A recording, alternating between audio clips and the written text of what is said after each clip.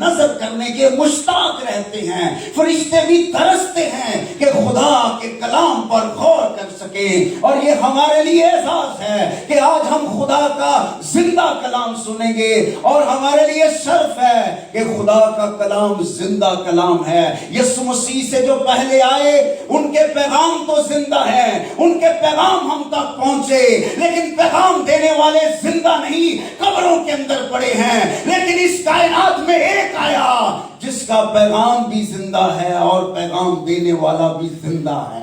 یہ فرق اس کائنات میں ہمیشہ رہے گا، یہاں یہ عالم ہو کہ پیغام بھی زندہ ہو اور پیغام دینے والا بھی زندہ ہو، تو پھر ہمارے لیے اس سے بڑا اور کیا اعزاز ہوگا۔